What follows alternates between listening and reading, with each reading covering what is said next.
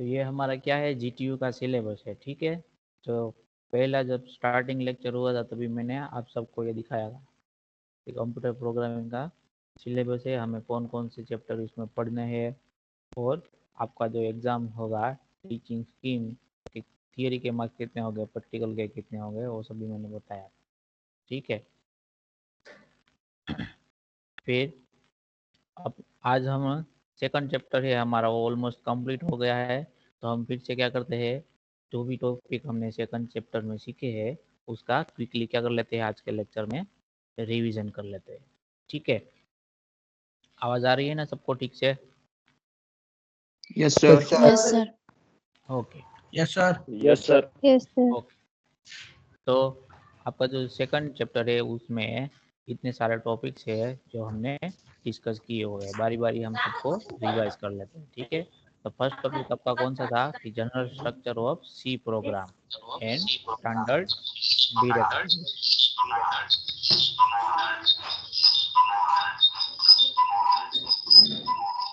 Mic सब लोग mute कर दो अगर आपको कुछ क्वेरी नहीं है तो, जब क्वेरी हो तभी ऑन करना क्योंकि इको आ रही है मुझे यहाँ पर। ठीक है, तो फर्स्ट टॉपिक था हमारा कौन सा था, general structure of C program. किसी प्रोग्राम हमें बनाना है कोई भी, तो उसका बेसिक स्ट्रक्चर क्या होना चाहिए। तो उसमें हमने देखा था पीपीटी के थ्रू कि कौन कौन से हमारे पास उसके अंदर अलग अलग सेक्शन होते हैं। ठीक है, तो ये पहले देखा था। उससे पहले हमने क्या देखा था, जो हिस्ट्री थी सी प्रोग्राम की वो हमने देखी थी, जो हमारे सिलेबस में as a point out note नहीं की गई है, लेकिन हम किसी भी चीज़ के लिए बात करते हैं तो उसका जो हिस्ट्री है वो डिस्कस करते हैं। तो सी प्रोग्राम हमारा जो था, सी लैंग्वेज, वो इनिशियली कब, पहली बार कब उसको डेवलप किया गया था, 1916 में। किसने इसको डेवलप किया था, इंटरनेशनल ग्रुप ने, और इसको नाम क्या रखा था, ALGOL। फिर उसमें क्या हुआ, फिर से उस पर रिसर्च हुआ, इवोल्यूशन हुआ, और 1967 में उसको, जो ये 1916 में जो डेवलप किया गया हुआ था उसको थोड़ा सा क्या किया, एडवांस किया, और उसको नाम क्या रखा गया, BCPL। उसको किसने बनाया, मार्टिन रिचर्ड्स ने। फिर 1917 में उसको फिर से उसमें मॉडिफिकेशन किया गया, और वो मॉडिफिकेशन किसने किया, केन थॉमसन ने किया उसको मॉडिफाई। किसको, तो कि BCPL जो लैंग्वेज बनाया हुआ था उसको मॉडिफाई किसने किया, केन थॉमसन ने। और तो नया वो जनरेट हुआ मॉडिफाइड लैंग्वेज, उसको क्या बोला, सिर्फ बी। ठीक है, तो ये बी लैंग्वेज को फिर मॉडिफिकेशन किसने किया, डेनिस रिची ने मॉडिफिकेशन किया उसमें। और जो नया प्रोग्रामिंग लैंग्वेज बना 1972 में उसको क्या बोला, ट्रेडिशनल सी लैंग्वेज। फिर ये ट्रेडिशनल सी लैंग्वेज में फिर से क्या हुआ, मॉडिफिकेशन हुआ। किसने मॉडिफिकेशन किया, तो कि कर्निगन एंड रिची। ये रिची वही है जो और सी लैंग्वेज ट्रेडिशनली अकेले डेवलप किया था, बाद में उसके साथ हाँ ज्वाइन हुआ, कौन ज्वाइन हुआ, तो क्या, कर्निगन। तो उसके बाद जो लैंग्वेज बना 1978 में, उसका नाम क्या रखा गया, KNRC। दोनों जो इन्वेंटर थे, यानी कि जो दोनों पर्सन थे, उसका फर्स्ट लेटर यहाँ पर यूज किया हुआ है, कर्निगन का K और रिची का R। फिर इसमें फिर से इवोल्यूशन हुआ, ठीक है, मॉडिफिकेशन हुआ, और वो मॉडिफिकेशन किसने किया, 1 या 2 और या 3 पर्सन ने नहीं किया, एक पूरी कमिटी थी। ठीक है, आंसी, ठीक है, ये पूरी कमिटी है, उसने उस पर क्या किया, मॉडिफिकेशन किया, और जो डेवलप हुआ प्रोग्रामिंग लैंग्वेज उसको क्या बोलेंगे, आंसी सी। और वो कब हुआ, 1989 में। आंसी का फुल फॉर्म क्या है, तो क्या, अमेरिकन नेशनल स्टैंडर्ड इंस्टीट्यूट है। ये क्या है, पूरा इंस्टीट्यूट है। तो ये पूरे इंस्टीट्यूट ने क्या किया, जो KNRC प्रोग्रामिंग लैंग्वेज था उसमें मॉडिफिकेशन किया, और जो नया वर्जन बना उसको क्या नाम दिया, आंसी सी। ठीक है, फिर आंसी सी में भी मॉडिफिकेशन किया। अब किसने किया, तो कि ISO कमिटी ने किया। तो उसको उसने नाम जो भी आप यूज़ करना चाहो वो इस तरीके की फैसिलिटी दी। अगर आपको आंसी का यूज़ नाम करना है तो वो कर सकते हो, और आईएसओ का करना है तो वो भी कर सकते हो। तो उसने ANSI/ISO C उस तरीके का नाम रखा, और वो रिलीज़ कब हुआ? 1990 में। फिर उसके बाद जो लेटेस्ट वर्जन है, लास्ट वर्जन है जो 1999 में है, उसका क्या हुआ? इवोल्यूशन हुआ, और उसको मॉडिफाई किसने किया? स्टैंडर्डाइजेशन कमेटी कोई होती है, ठीक है, जैसे कि आंसी कमेटी थी, आईएसओ कमेटी थी, उसी तरह प्रोग्रामिंग की एक दूसरी कमेटी थी स्टैंडर्डाइजेशन। उसने उसको क्या किया? आंसी सी को, यानी कि आईएसओ सी को मॉडिफाई करके C99 यानी कि 1990 में ये इसका जो हुआ रिलीज हुआ, इसलिए जो लेटर है सी के बाद वो 99 यूज किया गया है, ठीक है। तो यह था हिस्ट्री ऑफ सी। उसके बाद हमने देखा था कि importance of C. C programming language है तो उसका इम्पोर्टेंस क्या है? तो कि फर्स्ट वन था हमारा कि सी प्रोग्रामिंग है वो क्या है? स्टेबल लैंग्वेज है। स्टेबल लैंग्वेज का मतलब उसमें क्या हुआ? लास्ट 14 ईयर से कोई भी जो मेजर चेंजेस नहीं हुए, छोटे छोटे चेंजेस ही हुए। कौन कौन से वो छोटे छोटे चेंजेस है? सपोज पहले सी प्रोग्राम का कंपाइल हुआ करता था, फॉर एग्जांपल वो 8 बिट का था, फिर उसको 16 बिट के मशीन पर वर्क कर सके उसके कंपेटिबल बनाया गया। फिर उसको 32 बिट के मशीन पर वर्क करे उस तरीके से कंपेटिबल बनाया गया। फिर उसको 64 बिट के मशीन पर वर्क करे उस तरीके से कंपेटिबल बनाया गया, ठीक है। लेकिन उसके प्रोग्रामिंग में मेजर कोई चेंज नहीं हुआ है, ठीक है। सिर्फ क्या हुआ चेंज? मशीन का चेंज हुआ, तो उसके हिसाब से वो क्या हुआ? अपडेट होता गया। वो छोटे छोटे चेंजेस में काउंट करेंगे, लेकिन कोई मेजर चेंजेस उसमें नहीं किए गए हैं, ठीक है। तो उसका मतलब क्या है? वो ज़्यादा स्टेबल है। फिर रोबस्ट लैंग्वेज है सी प्रोग्रामिंग लैंग्वेज। उसका मतलब क्या होगा कि सी प्रोग्रामिंग लैंग्वेज में हमें इल बिल्ड बहुत सारे क्या मिलते हैं? फंक्शंस मिलते हैं और ऑपरेटर मिलते हैं, जिसका यूज़ कब करेंगे हम? जब हमें कोई बड़ा प्रोग्राम या फिर कॉम्प्लेक्स प्रोग्राम लिखना होता है, तब हम उसका यूज़ कर सकते हैं। तो it provides rich set of built in functions and operators. तो इसलिए वो क्या है? रोबस्ट है। फिर थर्ड वन है हाईली पोर्टेबल, ठीक है। हाईली पोर्टेबल का मतलब क्या है? C program written for any one computer यानी कि machine can be run on another computer with little और नो मॉडिफिकेशन, ठीक है।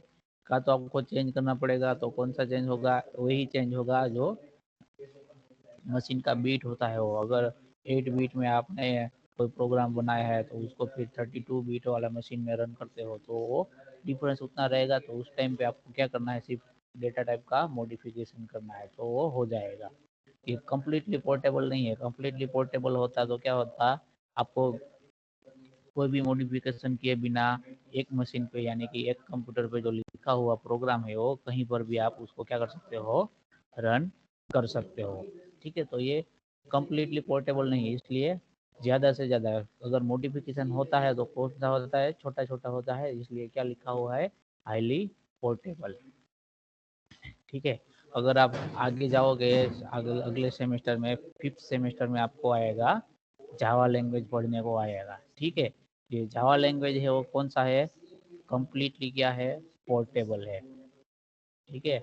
कोई भी मशीन हो, आपने एक बार प्रोग्राम लिख दिया तो उस प्रोग्राम को आप कभी भी कोई भी दूसरे मशीन में फिर क्या कर सकते हो? रन कर सकते हो, ठीक है। तो अभी नेक्स्ट क्या है? Efficient and fast. जो सी प्रोग्रामिंग है वो क्या है? ज़्यादा एफिशिएंट है और क्या है? फास्ट है। क्यों है? क्योंकि सी प्रोग्राम के पास क्या है? वेराइटी ऑफ डेटा टाइप्स का जो सेट है वो अवेलेबल है सी लैंग्वेज में, एंड पावरफुल ऑपरेटर्स है वो अवेलेबल है। वो ऑपरेटर कौन कौन से है? अभी हम थर्ड चैप्टर सीखेंगे, उसमें हम बात करेंगे सारे ऑपरेटर्स की, कौन कौन से ऑपरेटर सी लैंग्वेज के अंदर अवेलेबल है। डेटा टाइप की बात हमने कर दी थी, कल ही देखा था हमने। कौन कौन से डेटा टाइप है? बता सकता है कोई?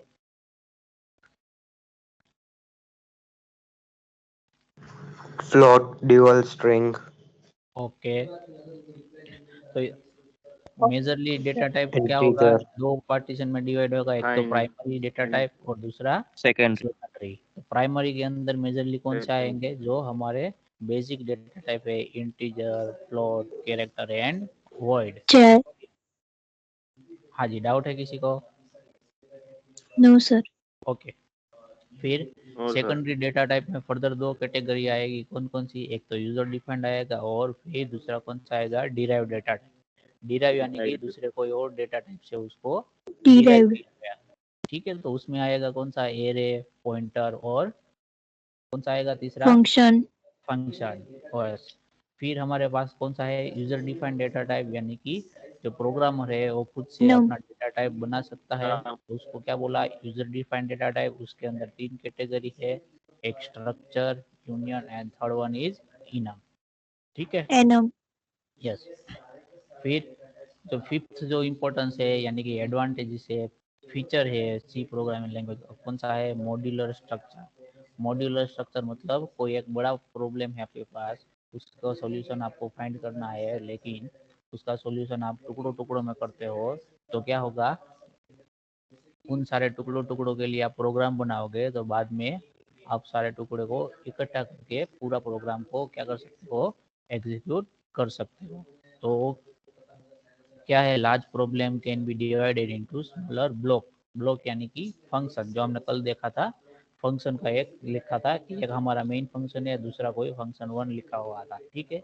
तो अलग अलग ऑपरेशन के लिए क्या कर सकते हो आप, अलग अलग फंक्शन बना सकते हो। फॉर एग्जाम्पल आपको कैलकुलेटर का प्रोग्राम बनाना है, ठीक है, तो कैलकुलेटर में कौन कौन से ऑपरेशन होते हैं बेसिक, एक तो एडिशन का होता है, फिर सब्सट्रैक्शन का होता है, फिर मल्टीप्लिकेशन का होता है, फिर डिवीजन का होता है, ठीक है।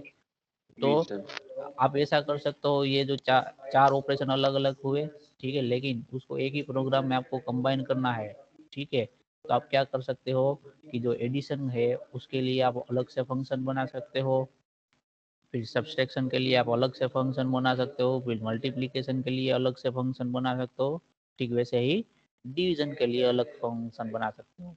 फिर जब कभी भी आपको कोई भी ऑपरेशन परफॉर्म करना है, तो आपको सिर्फ पर्टिकुलर ऑपरेशन का जो फंक्शन लिखा हुआ है उसको ही एग्जीक्यूट करना होता है, ठीक है। ये हम आगे देखेंगे, जब हम फंक्शन का कंसेप्ट समझेंगे तभी हम देखेंगे कि फंक्शन कैसे बनाए जाते हैं, उसको यूज कैसे करना है वगैरह, ठीक है।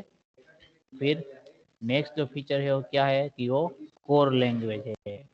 It is use to develop application software as well as, यहाँ पर application software as well as system software, ठीक है। कौन सा आएगा, सिस्टम सॉफ्टवेयर।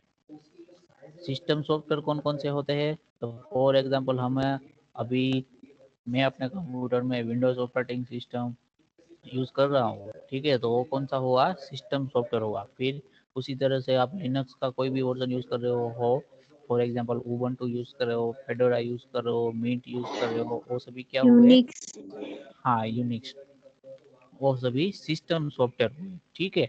उसके अलावा आपका सिस्टम वो रन नहीं करता, ऐसा सॉफ्टवेयर जिसके अलावा आपका सिस्टम यानी कि आपका मशीन है वो कुछ काम का नहीं रहता है, उन सारे सॉफ्टवेयर को क्या बोलते हैं, सिस्टम सॉफ्टवेयर। जैसे कि आपका मोबाइल डिवाइस है, उसका आप एंड्रॉयड वर्जन है, अगर एंड्रॉयड ऑपरेटिंग सिस्टम आपके फ़ोन में इंस्टॉल नहीं की हुई है, तो आपका जो फ़ोन है वो कुछ काम का रहेगा ही नहीं, ऑन ही नहीं होगा, ठीक है। उसी तरह आईफोन के अंदर iOS आएगा, तो हर एक डिवाइस के लिए जो ऑपरेटिंग सिस्टम होता है उसको क्या बोलेंगे, सिस्टम सॉफ्टवेयर। तो सी प्रोग्राम लैंग्वेज है वो सिस्टम सॉफ्टवेयर डेवलप करने के लिए भी क्या होता है, यूज होता है। तो फॉर एग्जांपल जो हमारा यूनिक्स ऑपरेटिंग सिस्टम है, ठीक है, यूनिक्स ऑपरेटिंग सिस्टम है वो सी प्रोग्रामिंग लैंग्वेज का यूज करके उसको क्या गया है, डेवलप किया गया है, ठीक है। फिर एप्लीकेशन सॉफ्टवेयर की बात आती है, तो एप्लीकेशन सॉफ्टवेयर कौन से होते हैं कि जो सॉफ्टवेयर सिस्टम सॉफ्टवेयर के इसका मैं कौन है ऑफ करो।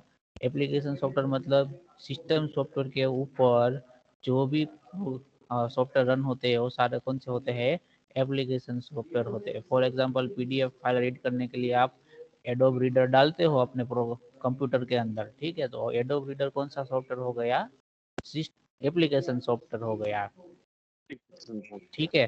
फिर हमने अभी आप ये ऑनलाइन लेक्चर अटेंड करने के लिए सपोज किसी ने कंप्यूटर में टीम्स का एप्लीकेशन डाला है तो वो कौन सा हुआ, एप्लीकेशन सॉफ्टवेयर हो गया। उसी तरह मोबाइल डिवाइस में भी जब भी जो कोई भी आप एप्लीकेशन इंस्टॉल करते हो सारे कौन से टाइप के हैं, एप्लीकेशन सॉफ्टवेयर के टाइप के हैं। एप्लीकेशन। और लास्ट फीचर कौन सा है सी का, तो कि सी लैंग्वेज में 32 कीवर्ड अवेलेबल है। तो उससे क्या होगा, प्रोग्रामर है उसको ज्यादा कीवर्ड यानी कि ज्यादा कुछ है वो याद नहीं रखना पड़ेगा, ओनली 32 कीवर्ड है जिसको वो वेरिएबल या फिर फंक्शन के नाम में यूज नहीं कर सकता है, वो उसको ध्यान रखना है, ठीक है। फिर ये लिमिटेशन है कुछ सी प्रोग्रामिंग लैंग्वेज की कि उसमें नेम स्पेस का यूज नहीं होता है, फिर उसमें कंस्ट्रक्टर और डिस्ट्रक्टर का यूज नहीं होता है, सी प्रोग्राम में ऑब्जेक्ट ओरिएंटेड कंसेप्ट नहीं है, फिर सी प्रोग्रामिंग लैंग्वेज है वो केस सेंसिटिव है।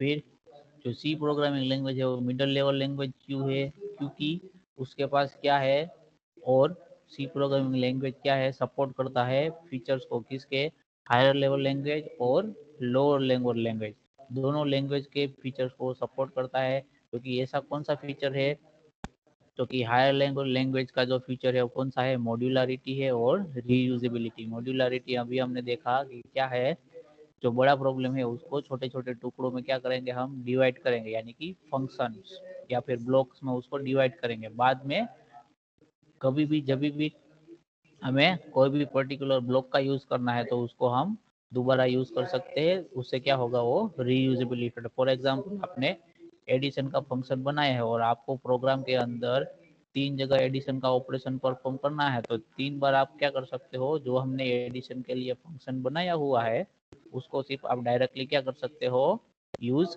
कर सकते हो, आपको उसका दोबारा कोड लिखने की जरूरत नहीं है। तो वो क्या हुआ, रीयूजेबिलिटी हुआ। ये दोनों जो फीचर है वो किसके पास से लिया हुआ है, हायर लेवल लैंग्वेज के पास से, ठीक है। और लोअर लेवल लैंग्वेज में क्या है, पॉइंटर है, जो कि हमारा कौन सा डेटा टाइप है, एक डिराइव डेटा टाइप है, ठीक है। पॉइंटर कौन सा डेटा टाइप है, डिराइव डेटा टाइप है, वो हमारा कौन सा, लोअर लेवल लैंग्वेज का फीचर है। तो सी प्रोग्रामिंग लैंग्वेज सारे फीचर्स को क्या करता है, सपोर्ट करता है। तो इसीलिए क्या बोलता है, सी लेवल लैंग्वेज को लोअर भी नहीं बोलते और हायर भी नहीं बोलते, उसके बीच का यानी कि मिडल लेवल लैंग्वेज बोलते हैं, मिडल। ठीक है। सर। Yes sir. फिर अभी हमारा जो मेन फर्स्ट पॉइंट आया वो देखेंगे हम कि हमारा सी प्रोग्राम है उसका स्ट्रक्चर कैसा होना चाहिए। तो हम हर एक प्रोग्राम अभी जब भी हम लेक्चर में डेवलप करते हैं तो उसमें हर एक सेक्शन के लिए हम बात करते हैं। तो फर्स्ट सेक्शन कौन सा आएगा, डॉक्यूमेंटेशन सेक्शन, जिसके अंदर क्या करेंगे, हम जो भी इंफॉर्मेटिव चीजें हैं प्रोग्राम के लिए वो सारी लिखेंगे कमेंट के अंदर, ठीक है। फिर आएगा लिंक सेक्शन। लिंक सेक्शन में क्या करेंगे, हम हमारी जो कोई भी लाइब्रेरी है जो सी प्रोग्राम के लिए रिक्वायर्ड है उसको क्या करेंगे, लिंक करेंगे। लिंक करने के लिए हम किसका यूज करेंगे, प्री प्रोसेसर का यूज करेंगे। हैशटैग के साथ जो भी लिखा गया है वो सारे क्या है, प्री प्रोसेसर। कल के लेक्चर में हमने डिस्कस कौन से किया थे प्री प्रोसेसर, एक तो इंक्लूड किया था और दूसरा कौन सा था, डिफाइन। यस डिफाइन था। डिफाइन किसके लिए यूज करते थे हम, सिंबॉलिक कांस्टेंट को डिक्लेयर करने के लिए, डिफाइन करने के लिए, ठीक है। तो ये सारे लिंक सेक्शन में आएंगे। फिर डेफिनेशन सेक्शन में क्या आएगा, सपोज आपको कोई फंक्शन है, ठीक है, आपके प्रोग्राम में फंक्शन बनाना है तो फंक्शन का प्रोटोटाइप आपको क्या करना होगा, यहाँ पर आवाज नहीं आ रही आपकी। बाकी सबको आ रही है आवाज, yes sir. Yes sir, Yes, clear yes sir, आ क्लियरली रहा आ रही है। Yes, sir. Okay okay. है। जिसको आवाज नहीं आ रही है क्लियर कमेंट से चेक करो, ठीक है। डेफिनेशन सेक्शन आएगा थर्ड वन, जिसके अंदर हम क्या करेंगे, अगर हमारे प्रोग्राम के अंदर दूसरा कोई फंक्शन हमने बनाया हुआ है तो उसके लिए जो डेफिनेशन होगी वो हम कहाँ लिखेंगे, डेफिनेशन सेक्शन के अंदर, वो हम डिस्कस करेंगे जब हम फंक्शन बनाएंगे। फिर आएगा ग्लोबल डिक्लेरेशन सेक्शन। उसके लिए हमने कल बात की थी कि ग्लोबल डिक्लेरेशन यानी कि ग्लोबल वेरिएबल जो होगा, ग्लोबल वेरिएबल मतलब वो हमारे एक से ज्यादा फंक्शन के अंदर यूज होता है, उसको क्या बोलेंगे हम, ग्लोबल वेरिएबल। फॉर एग्जांपल हमारा कोई वेरिएबल है आई, ठीक है, वो मेन फंक्शन में भी यूज होता है और फंक्शन वन दोनों में यूज होता है। तो उसको हमें क्या करना है, global variable, as a global variable उसको क्या करना है, डिक्लेयर करना है। तो ग्लोबल वेरिएबल जितने भी होंगे वो कहाँ पे डिक्लेयर होंगे, ग्लोबल डिक्लेरेशन सेक्शन के अंदर। फिर आएगा हमारा मेन फंक्शन आएगा।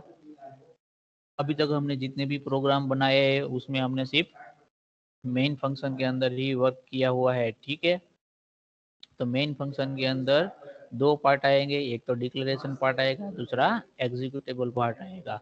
डिक्लेरेशन पार्ट में क्या करेंगे, हम सिर्फ वेरिएबल जो हम हमारे प्रोग्राम में यूज करना चाहते हैं उसका क्या करेंगे, डिक्लेरेशन करेंगे। और डिक्लेरेशन पार्ट में जितने भी वेरिएबल डिक्लेयर किए गए उन सारे वेरिएबल का यहाँ पर क्या करेंगे, हम एग्जीक्यूटेबल सेक्शन के अंदर यूज करेंगे और हमारा प्रोग्राम क्या करेंगे, डेवलप करेंगे।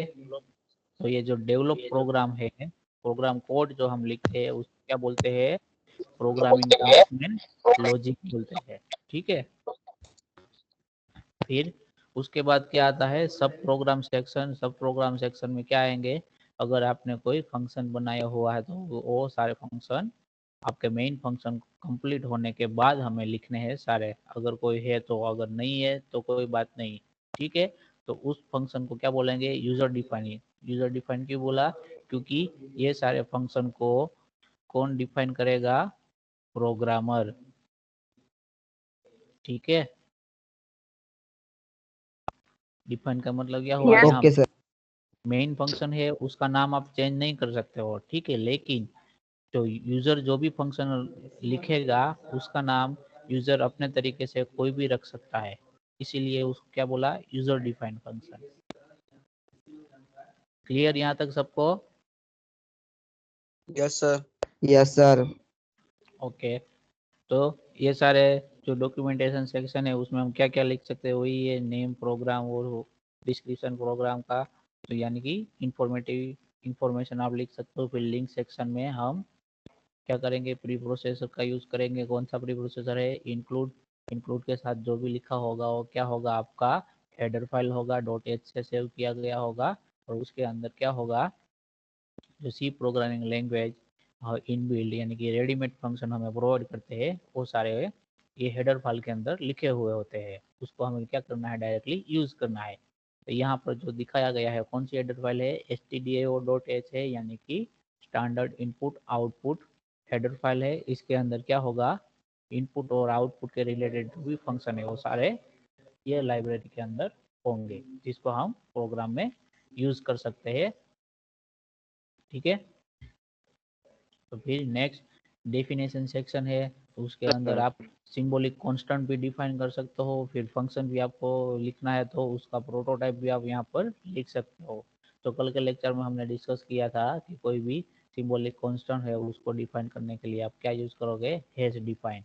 और कौन से सेक्शन में आता है, डेफिनेशन सेक्शन के अंदर, जहाँ पर आप कांस्टेंट डिफाइन करोगे, ठीक है।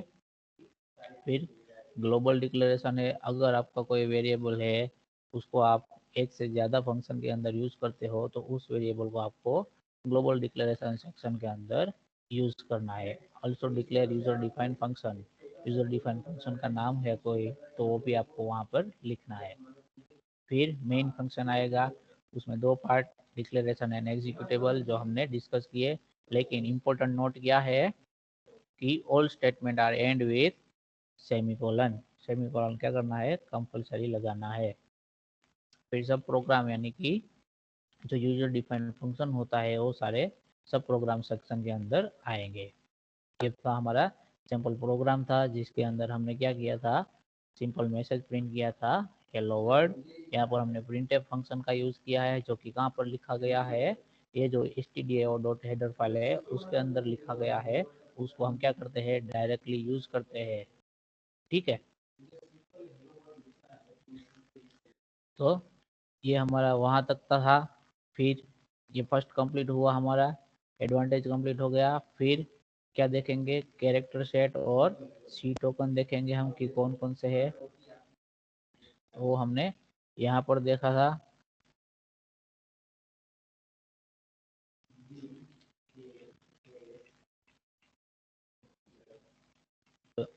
इससे पहले हमने देखा था कि हमें सी प्रोग्राम लिखा है हमारे पास, तो वो जैसे कौन कौन से स्टेज से वो गुजरता है। ठीक है, तो 6 मेन तुम्हारा आपके क्या थे स्टेप्स है। फर्स्ट था एडिटर, यानी कि आप कोई भी एडिटर के थ्रू आपका प्रोग्राम क्या करते हो, लिख रहे हो, फिर उसको आप एग्जीक्यूट करोगे, रन करोगे, तो फर्स्ट क्या होगा, जो भी सारे प्री प्रोसेसर है वो एग्जीक्यूट होंगे। फिर क्या करेगा, आपका प्रोग्राम क्या होगा, कंपाइल होगा। फिर उसके साथ जो भी लाइब्रेरीज लिंक है, रिक्वायर्ड है, वो सारी क्या होगी, लिंक होगी। फिर आपका जो प्रोग्राम है वो कहाँ जाएगा, प्राइमरी मेमोरी के अंदर जाएगा, यानी कि रैम के अंदर जाएगा। प्राइमरी मेमोरी यानी कि हमारा रैम। ठीक है, रैम के अंदर क्या होगा, हर एक वेरिएबल जो आपके प्रोग्राम के अंदर जितने भी वेरिएबल होगा, उन सारे वेरिएबल के लिए क्या होगी, मेमोरी स्पेस अलोकेट होगी। और उसके अंदर जो भी वैल्यू है आपने इनिशियलाइज की हुई है, यानी कि कोई भी वेरिएबल को आपने वैल्यू असाइन की हुई है, तो वैल्यू असाइन हो जाएगी एक बार मेमोरी अलोकेट होने के बाद। फिर आपका प्रोग्राम कहाँ जाएगा, सीपीयू के पास, जो कि हमें हार्ट है हमारे कंप्यूटर का, इसको बोलेंगे सेंट्रल प्रोसेसिंग यूनिट। ठीक है, वहां पर भी क्या होगा, क्यू होगा, क्योंकि आप जब प्रोग्राम रन करोगे तभी आपके जो ऑपरेटिंग सिस्टम होंगे उसके बैकग्राउंड में बहुत सारे फंक्शंस यानी कि प्रोसेसेस चलती रहती है। तो सीपीयू क्या करता है, टाइम के हिसाब से क्या करता है, वन बाय वन क्या करता है, प्रोसेस को एग्जीक्यूट करता है। तो जब भी आपके प्रोग्राम का टर्न आएगा तो वो क्या करेगा, आपके प्रोग्राम को एग्जीक्यूट करेगा, और जो भी आउटपुट होगा वो कहाँ डिस्प्ले करेगा, आपकी स्क्रीन पर। ठीक है, फिर हम बात करते हैं कैरेक्टर सेट की। जैसे हर एक लैंग्वेज में अलग अलग क्या होते हैं, सेट होते हैं। फॉर एग्जांपल अगर आप इंग्लिश लैंग्वेज लेते हो तो उसमें ए टू जेड क्या है, लेटर्स अवेलेबल है, कैरेक्टर्स अवेलेबल है। फिर गुजराती और हिंदी में अ से लेके ज्ञान तक क्या है, सारे हाँ लेटर्स अवेलेबल है। ठीक है, तो ठीक उसी तरह कौन कौन से कैरेक्टर है हमारे सी प्रोग्रामिंग लैंग्वेज के लिए अवेलेबल, तो उसको क्या बोलेंगे, कैरेक्टर सेट। तो बेसिकली वो 4 कैटेगरीज में डिवाइड होते हैं। एक तो लेटर्स, लेटर्स में कौन कौन से आएंगे, अपर केस में सारे एबीसीडी के लेटर आएंगे और लोअर केस में एबीसीडी के सारे लेटर आएंगे। ठीक है, तो 26 अपर केस और 26 लोअर केस, तो टोटल कितने हो सकते हैं, 52 लेटर्स हो सकते हैं। फिर आएगा डिजिट्स, डिजिट्स में आएगा 0 से लेके 9 तक, तो टोटल 10। ठीक है, फिर इसका कॉम्बिनेशन कोई भी हो सकता है, फिर 1103 ऐसा भी हो सकता है। लेकिन लेकिन इंडिविजुअल जो कैरेक्टर होगा वो इन 0 से 9 में से ही होगा। ठीक है, फिर बाद में कॉम्बिनेशन कोई भी हो सकता है उसका।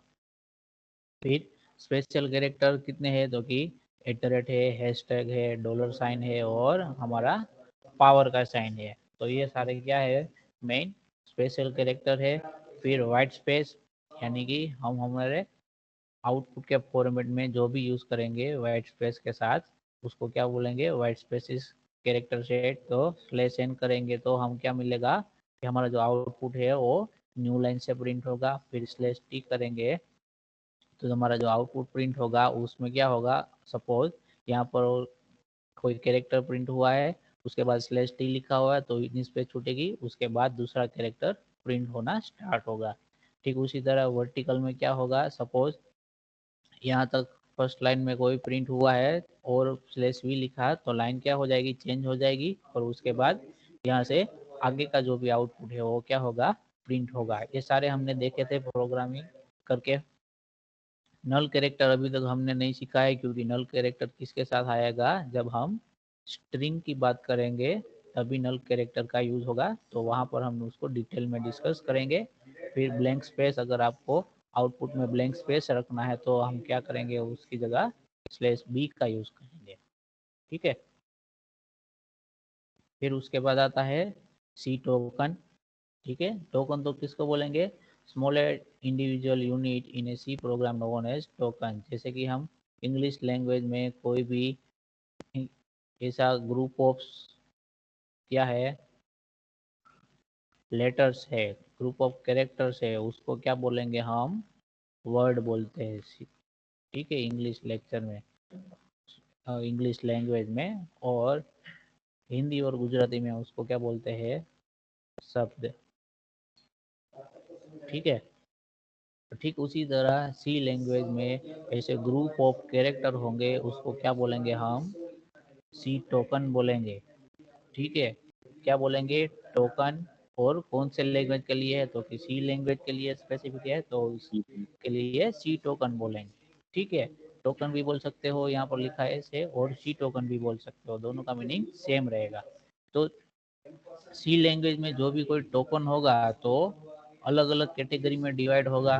तो कौन कौन सी अलग अलग कैटेगरी है वो यहाँ पर लिखी हुई है, तो 6 कैटेगरी है। आपका जो टोकन होगा इधर क्या होगा, कीवर्ड होगा, यानी कि सी प्रोग्रामिंग लैंग्वेज में जो 32 कीवर्ड हमारे पास रिजर्व है उनमें से कोई एक होगा, या फिर आपका क्या होगा, आइडेंटिफायर होगा। आइडेंटिफायर यानी कि जो वेरिएबल होगा वो।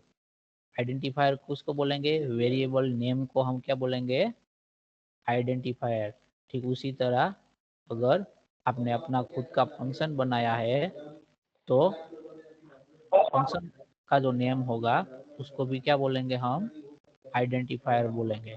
ठीक है, फिर कांस्टेंट होगा।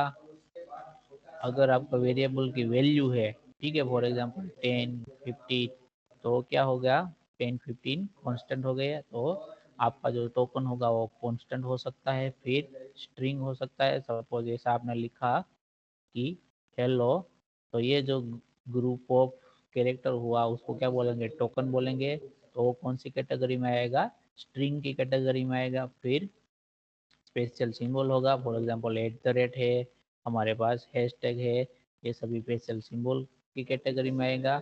उसको भी हम क्या बोलेंगे, सी टोकन बोलेंगे। फिर ऑपरेटर्स आएगा, ऑपरेटर कौन कौन से आएंगे, basic, plus minus, multiplication, division, modulo. ठीक है, तो ये सारे ऑपरेटर्स को भी क्या बोलेंगे हम, सी टोकन बोलेंगे। और वो कौन सी कैटेगरी में आएगा, ऑपरेटर्स की कैटेगरी में आएगा। ठीक है, तो ये अलग अलग जो कीवर्ड है, रिजर्व कीवर्ड है, 32 कीवर्ड है सी लैंग्वेज के अंदर, उसका सारा क्या किया है, लिस्ट आपको दिया गया है यहाँ पर। ठीक है, ऑटो है, ब्रेक है, case, character, constant, continue, default वगैरह। फिर आइडेंटिफायर्स है, यानी कि कोई भी वेरिएबल का नाम आप रख रहे हो या फिर फंक्शन का नाम रख रहे हो, तो उसके लिए जो रूल है वो यहाँ पर लिखे हुए, identifier refer to the name of variable, function और एरे। तो उसको कैसे लिखना है, उसमें क्या क्या यूज कर सकते हो आप, तो अपर केस लेटर का यूज कर सकते हो, लोअर केस लेटर का यूज कर सकते हो, but commonly use lower case. ठीक है, हम जब वेरिएबल का या फिर फंक्शन का नाम रखेंगे तो हम मोस्टली क्या यूज करते हैं, लोअर केस का। आप अपर केस भी यूज कर सकते हो। फिर it consist of letter and digit with letter as first character. कोई भी वेरिएबल का नाम है और फिर फंक्शन का नाम है, तो उसमें आपको क्या करना है, फर्स्ट लेटर है वो क्या रखना है, कैरेक्टर रखना है या फिर अंडरस्कोर रखना है। ठीक है, लेकिन डिजिट है वो कभी भी नहीं आएगा, यानी कि नंबर है वो एज अ फर्स्ट लेटर आप कभी भी यूज नहीं कर सकते हो। ठीक है, फिर क्या लिखा, अंडरस्कोर यूज फर्स्ट लेटर, वो हमने डिस्कस किया अभी कि अंडरस्कोर का आप फर्स्ट लेटर के तौर पे यूज कर सकते हो।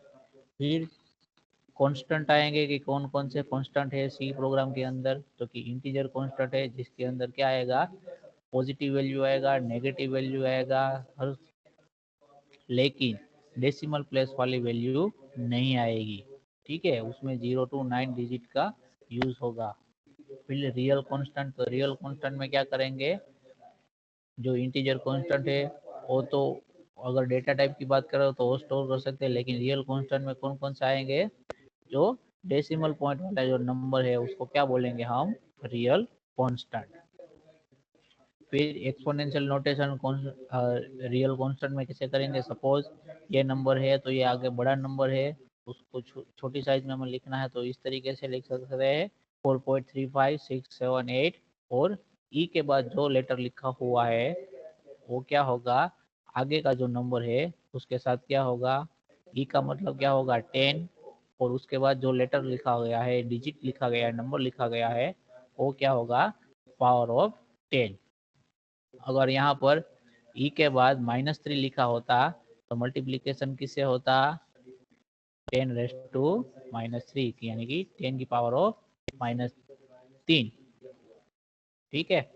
फिर था सिंगल कैरेक्टर। सिंगल कैरेक्टर में क्या आता है, कोई डिजिट आता है सिंगल या फिर कोई सिंगल अल्फाबेटिकल लेटर आता है तो उसको क्या बोलेंगे, सिंगल कैरेक्टर। फिर स्ट्रिंग कांस्टेंट में क्या होता कि ग्रुप ऑफ क्या होगा उसमें, हाँ ग्रुप ऑफ कैरेक्टर्स होंगे यानी कि लेटर्स होंगे, उसके ग्रुप को क्या बोलेंगे, स्ट्रिंग बोलेंगे। फिर नंबर्स का ग्रुप होगा उसको भी क्या बोलेंगे, हम स्ट्रिंग बोलेंगे। फिर इंडिविजुअल कैरेक्टर होगा तो उसको भी हम क्या बोलेंगे, स्ट्रिंग बोल सकते हैं। सारे स्ट्रिंग को हम किस में लिखेंगे, डबल कोट के अंदर लिखेंगे और जो हमारा कैरेक्टर है सिंगल कैरेक्टर उसको हम क्या लिखेंगे, सिंगल कोट के अंदर लिखेंगे। फिर ये बैक स्लैश कैरेक्टर है जो अभी हमने आगे डिस्कस किया, स्लैश एंड न्यू लाइन के लिए, टी हॉरिजॉन्टल टेबुलेटर के लिए, वी वर्टिकल टेबुलेटर के लिए और जो स्लैश 0 है वो नल कैरेक्टर के लिए यूज करते हैं। तो ये कांस्टेंट है, डेसिमल कांस्टेंट, ऑक्टल कांस्टेंट और हेक्साडेसिमल कांस्टेंट। फिर आया डेटा टाइप की बात आई, फिर वेरिएबल आया। यहाँ पर डेटा टाइप तो हमने डिस्कस किया, ठीक है। ये क्या है, डेटा टाइप की रेंज दी गई हुई है कि वो कितने नंबर स्टोर कर सकते हैं, इसको हम आगे देखेंगे डिटेल के अंदर, ठीक है। फिर ये वेरिएबल की बात आई कि वेरिएबल का आपको नेम डिफाइन करना है तो कैसे करना है, तो हमने पहले देखा वही होगा, ठीक है, कि must begin with letter, variable name should not be more than 32 character, upper case and lower case are significant, variable name should not be any keyword which is reserved by C programming language, and white space is not allowed between name of variable. You can use instead of white space underscore. फिर memory के अंदर variable का जो allocation है वो कैसे होता है, तो उसके लिए हमने देखा था ये वाला कि मेमोरी के अंदर कैसा होता है, इस तरीके का अलग अलग ब्लॉक्स होते हैं। जब भी कोई वेरिएबल है उसका डिक्लेरेशन होता है तो पर्टिकुलर वेरिएबल को क्या मिलता है, मेमोरी ब्लॉक्स के अंदर पर्टिकुलर को एक ब्लॉक जो कि एम्प्टी है वो क्या होता है, असाइन होता है। बाद में जब कभी भी कोई भी वेरिएबल की वैल्यू है उसको असाइन होती है तो वो वैल्यू ये जो मेमोरी ब्लॉक असाइन हुआ है वहां पर क्या हो जाती है, स्टोर हो जाती है, ठीक है। तो ये मेमोरी मैप था कि आपका ये सी वेरिएबल है वो किसके साथ मैप होगा, कोई मेमोरी का एड्रेस होगा उसके साथ मैप होगा, ठीक है। उस जगह पर जो भी डेटा स्टोर किया गया है बाद में वो एड्रेस के जरिए क्या करेगा, फाइंड करेगा। और जब कभी भी प्रोग्राम के अंदर आपका वेरिएबल का यूज होता है तभी वो वैल्यू को वेरिएबल की जगह पर यूज करके जो भी एक्सप्रेशन लिखा हुआ है उसको क्या करेगा, इवेल्यूट करेगा। जैसे कि यहाँ पर दिखाया गया है कि फर्स्ट क्या है, स्टेटमेंट वो एग्जीक्यूट हो रहा है, वो x इक्वल टू 10 है तो मेमोरी के अंदर जो x वेरिएबल का ब्लॉक असाइन हुआ है मेमोरी ब्लॉक उसमें क्या लिखेंगे, वो 10 लिखेंगे। फिर क्या है, x इक्वल टू 20 आ रहा है तो x की जगह वैल्यू अभी क्या हो रही है, 20 हो गई, पहले क्या थी, 10 थी। तो x की जो भी मेमोरी एड्रेस है x का वहां पर जो ब्लॉक है उसकी जगह क्या लिखेंगे, 20 लिखेंगे और जो पहले 10 लिखा हुआ था वो ऑटोमेटिकली क्या हो जाएगा, वाइप आउट हो जाएगा, रीराइट हो जाएगा, ओवरराइट हो जाएगा।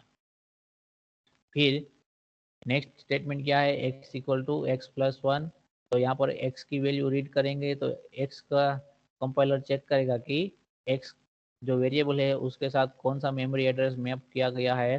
फॉर एग्जांपल ये मेमोरी एड्रेस आपका कौन सा है, 8001 है, तो उस मेमोरी एड्रेस पर कौन सी वैल्यू स्टोर की गई हुई है, 20। तो कंपाइलर क्या करेगा, वो x की जगह 20 रखेगा, फिर +1, फिर ये एक्सप्रेशन हुआ आपका मैथमेटिकल, उसको कंपाइलर क्या करेगा, इवेल्यूट करेगा। तो आंसर क्या मिल रहा है यहाँ पर 21।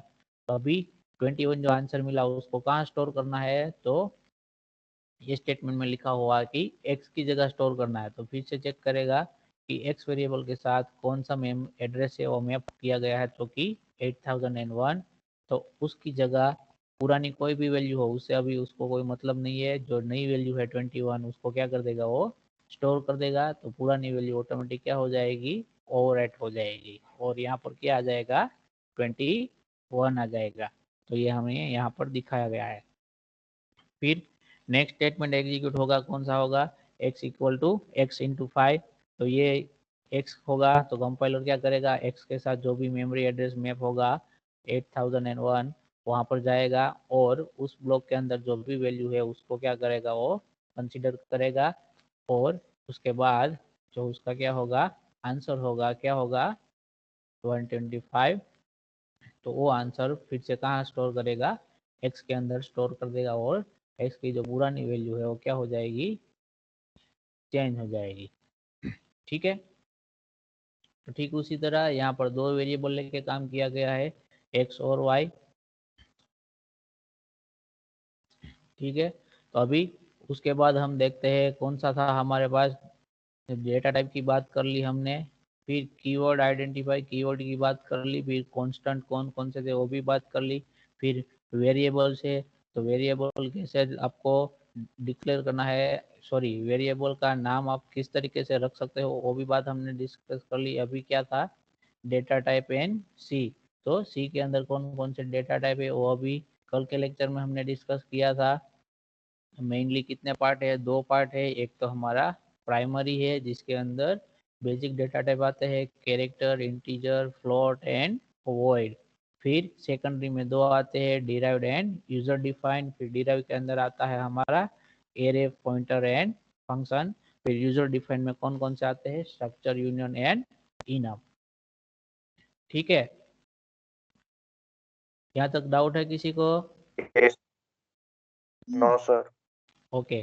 फिर रूल्स फॉर डिफाइनिंग वेरिएबल, वो भी हमने देख लिया कि अगर आपको वेरिएबल कोई भी डिक्लेयर करना है तो उसके लिए कौन कौन से रूल है, तो कि कोई भी वेरिएबल है उसका नाम है वो नंबर से यानी कि डिजिट से स्टार्ट नहीं होना चाहिए। फिर उसकी मैक्सिमम लेंथ वेरिएबल की आप कितनी रख सकते हो, 32 कैरेक्टर रख सकते हो। फिर कोई भी वेरिएबल का नाम आप डिफाइन करो तो उसके बीच में ब्लैंक स्पेस आप नहीं रख सकते हो, और कोई भी वेरिएबल का नाम है उसके अंदर आप स्पेशल सिंबल का यूज नहीं कर सकते हो।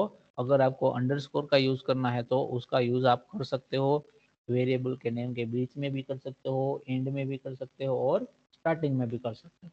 तो ये वेरिएबल डिफाइन करने के रूल्स थे। फिर declaration and initialisation of variable, वो भी हमने देखा था, फिर से हम देख लेते हैं कि वो क्या होता है। सपोज हम प्रोग्राम बना रहे हैं, ठीक है, तो क्या लिखेंगे, इंक्लूड stdio.h लिखेंगे, फिर हमारा void main आएगा। मेन के अंदर हम क्या करेंगे, दो पोर्शन आएंगे, कौन से आएंगे, declaration section and executable section. तो सपोज मैं यहाँ पर इंटीजर ए लिखता हूँ, तो ये क्या हुआ, डिक्लेरेशन ऑफ वेरिएबल, ये वेरिएबल का क्या हुआ, डिक्लेरेशन हुआ। फिर मैं क्या करता हूँ, मैं ए इक्वल टू 7, ये वैल्यू असाइन कर रहा हूँ मैं ए को, तो ये क्या हुआ, इनिशियलाइजेशन हुआ किसका, ऑफ ए वेरिएबल ए नाम का जो हमारा वेरिएबल था उसको क्या किया हमने, इनिशियलाइज किया, यानी कि उसको हमने कुछ वैल्यू असाइन की हुई है। ठीक है, तो इसको क्या बोलेंगे हम, डिक्लेरेशन एंड इनिशियलाइजेशन। आप दोनों साथ में भी कर सकते हो, इंटीजर बी इक्वल टू आप क्या लिख सकते हो, 8, ऐसे डिक्लेरेशन और इनिशियलाइजेशन का दोनों का ऑपरेशन आप एक लाइन में भी कर सकते हो और अलग अलग लाइन में भी कर सकते हो। समझ में आया सबको ये बात? Yes. Yes, Yes, sir. sir. Yes, Sir. sir. Okay, फिर तो ये डिक्लेरेशन और इनिशियलाइजेशन हो गया। फिर है डायनेमिक इनिशियलाइजेशन। ठीक है, तो ये बात भी आप लोग जानते ही हो, लेकिन आपको पता नहीं है कि डायनेमिक इनिशियलाइजेशन किसको बोलते हैं। अभी मैं आपको बताऊंगा तो आपको लगेगा कि ये तो हमने कहीं प्रोग्राम में यूज किया हुआ है, कितनी भी बार यूज किया है। ठीक है, तो डायनेमिक इनिशियलाइजेशन किसको बोलेंगे? तो ये इनिशियलाइजेशन तो हो गया, ठीक है। ये इनिशियलाइजेशन डायनेमिक नहीं है, क्योंकि हम क्या कर रहे हैं, डायनेमिक पहले तो किसको बोलेंगे वो मैं आपको बता देता हूँ।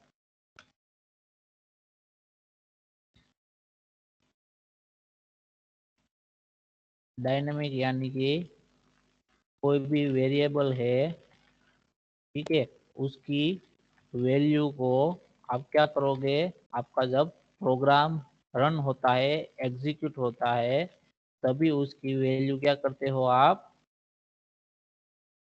गेट करते हो, यानी कि रीड करते हो। तो उस तरीके का जो भी इनिशियलाइजेशन होता है उसको क्या बोलते हैं, डायनेमिक इनिशियलाइजेशन। तो कोई बता सकता है कि डायनेमिक इनिशियलाइजेशन हमने यूज किया तो कहाँ पर किया था?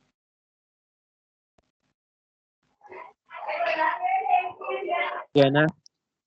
Yes correct, scanf. ठीक है, स्कैनएफ जब हम लिखते हैं तो क्या होता है हमारा डायनेमिक इनिशियलाइजेशन। फॉर एग्जांपल मुझे ये हमारा ए वेरिएबल है, उसकी वैल्यू डायनेमिक यानी कि रन टाइम रीड करनी है, तो हम किसका यूज करेंगे, स्कैनएफ फंक्शन का यूज करेंगे। कहाँ पर अवेलेबल है ये फंक्शन? तो कि stdio की जो हमारी लाइब्रेरी है उसके अंदर अवेलेबल है। ठीक है, तो इसको क्या बोलेंगे हम, डायनेमिक इनिशियलाइजेशन। ठीक है, जो स्कैनएफ फंक्शन है उसके द्वारा हम जो भी वेरिएबल की वैल्यू को क्या करते हैं, रीड करते हैं, तो उसको क्या बोलेंगे हम, डायनेमिक इनिशियलाइजेशन। क्योंकि स्कैनएफ के थ्रू हम क्या करते हैं, कोई भी वेरिएबल की वैल्यू कब रीड करवाते हैं, जब हमारा प्रोग्राम एग्जीक्यूट होता है तभी। तो इसके लिए उसको क्या बोलेंगे, डायनेमिक इनिशियलाइजेशन। समझ में आई ये बात सबको? Yes, sir. Yes, sir. sir. Yes, sir. Yes. Okay, Yes, तो sir. इसके बाद है टॉपिक है हमारा type modifier and type conversion, जो हम अगले चैप्टर के साथ में सीखेंगे। अभी आप क्यों, अभी हम उसको डिस्कस नहीं कर रहे। जब हम ये ऑपरेटर और एक्सप्रेशन का जो नेक्स्ट चैप्टर है डिस्कस करेंगे, तभी हम इसको डिस्कस करेंगे। ठीक है, फिर उसके बाद है कांस्टेंट एंड वोलेटाइल वेरिएबल। ये बात हमने कल के लेक्चर में डिस्कस की हुई थी कि कोई भी वेरिएबल है उसको आपको कांस्टेंट डिफाइन करना है, डिक्लेयर करना है, तो उस वेरिएबल का डिक्लेरेशन जो होता है उसके आगे आपको कौन सा कीवर्ड लिखना है, बता सकता है कोई? So, CONST, what सिर्फ कॉन्स्ट कीवर्ड लिखना है। ठीक है, कौन सा कीवर्ड लिखना है, कॉन्स्ट कीवर्ड। सपोज ये वाला ये वेरिएबल है हमारा, उसको मुझे कांस्टेंट डिफाइन वाला करना है, तो कल मैं जो क्या बताया करूंगा, था ना सर, वो ना। इस तरीके से कॉन्स्ट आगे लिख सकता हो। ठीक है, बाद में उसको क्या करना है, जो भी वैल्यू है वो दे देनी है। तो क्या होगा, हमारा वेरिएबल है ये है, वो क्या हो जाएगा, कांस्टेंट हो जाएगा। ठीक, उसके बाद हमने डिस्कस किया था कि अगर कोई भी वेरिएबल है उसको आप वोलेटाइल डिक्लेयर करते हो तो क्या होता है। ठीक है, अगर आपने कोई भी वेरिएबल अपने प्रोग्राम के अंदर एज ए वोलेटाइल डिक्लेयर किया हुआ है, तो उसका मतलब क्या होगा कि उस पर्टिकुलर वेरिएबल की वैल्यू आप जिस प्रोग्राम ने लिखा है उसके अलावा दूसरा कोई प्रोग्राम या फिर दूसरी कोई प्रोसेस के थ्रू भी वो वेरिएबल की वैल्यू क्या हो सकती है, चेंज हो सकती है। जिस प्रोग्राम के अंदर लिखा है उस प्रोग्राम के थ्रू तो उसकी वैल्यू चेंज होगी ही होगी, साथ में बाहर का कोई भी प्रोग्राम है, दूसरा कोई प्रोग्राम है या फिर दूसरी कोई प्रोसेस है जो आपके प्रोग्राम का पार्ट नहीं है, वो भी पर्टिकुलर वोलेटाइल वेरिएबल की वैल्यू को क्या कर सकता है, चेंज कर सकता है। जब आपका वेरिएबल सिंपल होगा तब ये केस अप्लाई नहीं होता है। तभी क्या होगा, सिंपल वेरिएबल में जिस प्रोग्राम के अंदर आपने वेरिएबल को डिक्लेयर किया है उसी प्रोग्राम के अंदर आप उसको क्या कर सकते हो, मॉडिफाई कर सकते हो। समझ में आ रहा है सबको? वोलेटाइल और सिंपल वेरिएबल में क्या डिफरेंस है? Yes, sir. Yes, sir. Okay. sir. फिर नेक्स्ट आपका पॉइंट है कौन सा है? Input and output statement in C program. जो हम प्रिंटफ स्टेटमेंट के साथ जो भी हम क्या लिखते हैं, user friendly Scanf. Message type करते हैं, ठीक है। यूजर फ्रेंडली स्कैनफ और जो प्रिंटफ है वो क्या है, इनपुट आउटपुट फंक्शन है, उसको हम स्टेटमेंट नहीं बोलेंगे। स्टेटमेंट किसको बोलेंगे हम? विद इन डबल कोट जो भी लिखते हैं, यूजर फ्रेंडली मैसेज लिखते हैं और इनपुट गेट करवाने के टाइम पे और आउटपुट प्रिंट करवाने के टाइम पर भी हम क्या करते हैं, यूजर फ्रेंडली मैसेज प्रिंट करवाते हैं, तो उसको क्या बोलेंगे हम? Input output statement. समझ में आया सबको? Yes, sir. Yes, sir. और Yes, उसके sir. बाद यूनिट 2 का आपका लास्ट पॉइंट कौन सा है कि आपको सी प्रोग्राम लिखना है, कंपाइल करना है एंड एग्जीक्यूट करना है। तो हम ऑलरेडी कर चुके हैं। समझ में आ रहा है सबको? Yes, Yeah. sir. Yes, Yes, sir. sir. तो यूनिट 2 में से आपके सारे पॉइंट कवर हो गए, एक्सेप्ट एक ही पॉइंट आपका बाकी है। कौन सा है? कि type modifier and type conversion, जो कि हम अगले चैप्टर के साथ में उसको डिस्कस करेंगे। यूनिट 2 में इस Okay, sir. पॉइंट के अलावा किसी को कोई डाउट है? ये पर्टिकुलर पॉइंट के अलावा किसी और पॉइंट में किसी को डाउट है यूनिट 2 में? No, No, sir. sir. No, sir. Okay. जब कभी भी आप No, sir. Polar पढ़ाई man, करने sir. बैठो, ठीक है, आप पढ़ाई करने बैठो और आपको कभी भी क्या होता है,